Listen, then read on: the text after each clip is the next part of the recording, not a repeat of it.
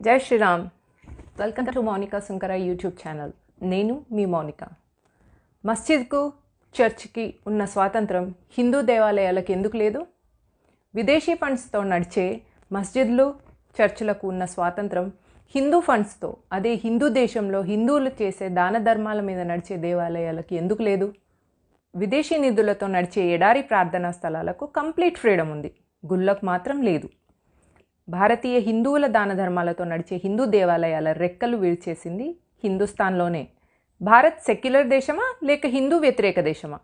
స్వాతంత్రం ముస్లింగా, క్రిస్టియన్గా మతం మారిన హిందువులకేనా? నిజమైన హిందువులకు లేదా? హారతిపల్లెంలో వేసే డబ్బులు పూజారికి వెళ్తాయి, పూజారిని కాపాడిన వాళ్ళం అవుతాం.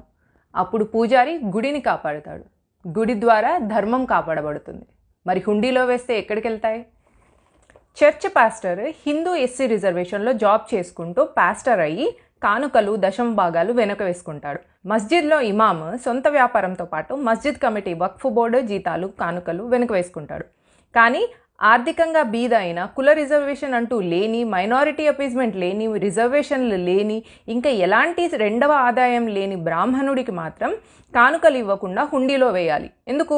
ఎందుకంటే హుండీలో వేసే ప్రతి 100 రూపాయలలో 18 రూపాయలు గవర్నమెంట్ తీసుకుంటుంది. అంటే మన ధర్మం మనం పాటించేందుకు మనం పన్ను చెల్లిస్తున్నాం అన్నమాట. ముఘలుల టైంలో జిజియా ట్యాక్స్ లాగా ఇప్పుడు మన గవర్నమెంట్కి మనమే కడుతున్నాం. నెక్స్ట్ టైం గుడికి వెళ్ళినప్పుడు ఈ విషయం గుర్తుపెట్టుకొని ధర్మానికి ఆధారమైన పూజారికి హారతి పళ్ళెంలో దక్షిణ ఇవ్వండి.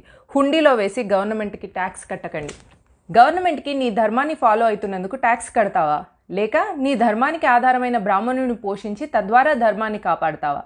మస్జిద్కి, చర్చికి లేని ఎండోమెంట్ హిందూ దేవాలయాలకు 1925లో మొదలైంది. బ్రిటిష్ మిషనరీ ఈ రూల్ని అప్పటి మద్రాస్ ప్రెసిడెన్సీ అయిన మొత్తం దక్షిణ భారతదేశం మీద అమలు చేసింది దౌర్జన్యంగా.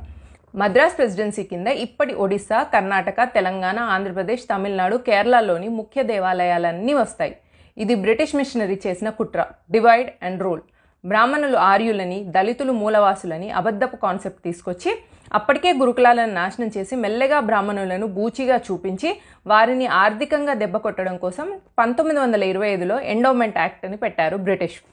ఇంకా దారుణం ఏంటంటే బ్రిటిష్ మిషనరీ మతం 1947లో భారత్ని వదిలి వెళ్ళిపోయింది.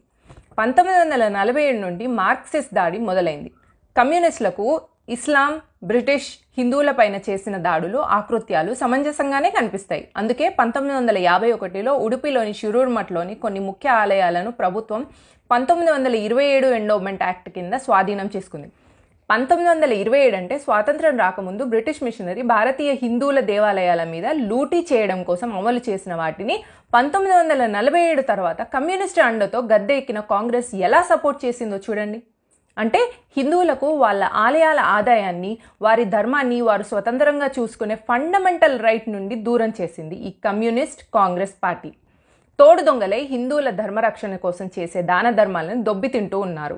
అప్పుడే Kesavananda Bharati case versus Kerala state, ఇది హిందువుల ఫండమెంటల్ రైట్ని కాపాడిన లాంగెస్ట్ కేసు. ఈ కేసులో సుప్రీంకోర్టు ఇచ్చిన జడ్జిమెంట్ చారిత్రాత్మకమైంది. మళ్ళీ 2012లో స్వామి దయానంద సరస్వతి గుళ్లను ఎండోమెంట్ నుండి తప్పించేందుకు ప్రయత్నం చేశారు. ధర్మాన్ని, దేశాన్ని కాపాడే బాధ్యత స్వామీజీలదైనా మనది కాదా? మన ఫండమెంటల్ రైట్స్ని, మన గుళ్ళని హిందువుగా ఉండటానికి, స్వాతంత్ర్యాన్ని కూడా స్వామీజీలే పోరాడి తీసుకొస్తారా? మరి మనం తిన్నామా, పడుకున్నామా, తెల్లారిందా లేదా అని చూసుకుందాం. దేవాదాయ ధర్మాదాయ శాఖ ప్రభుత్వ ఆధీనంలో ఉండటం వలన వచ్చే నష్టం కేవలం డబ్బు మాత్రమే కాదు. ప్రభుత్వం కన్ను దేవాదాయ ధర్మాదాయ భూముల మీద కూడా పడుతుంది. సింహాచలం ట్రస్ట్కి చైర్మన్గా రాచకుటుంబీకురాలిని పెట్టిన వెంటనే దేవస్వామి భూములన్నీ గల్లంతయ్యాయి.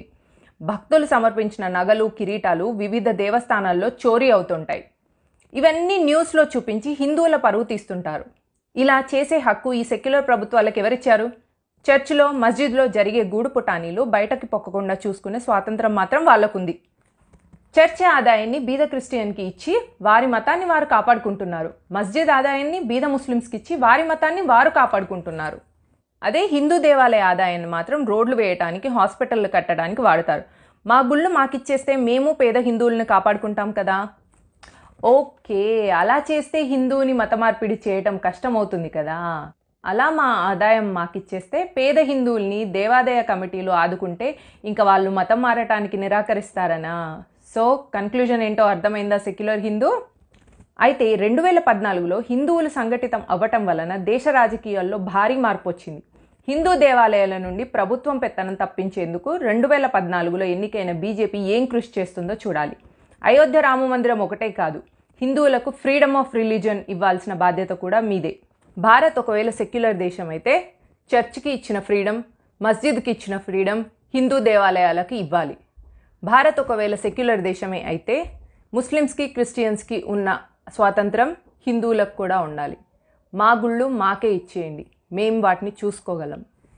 జై హింద్.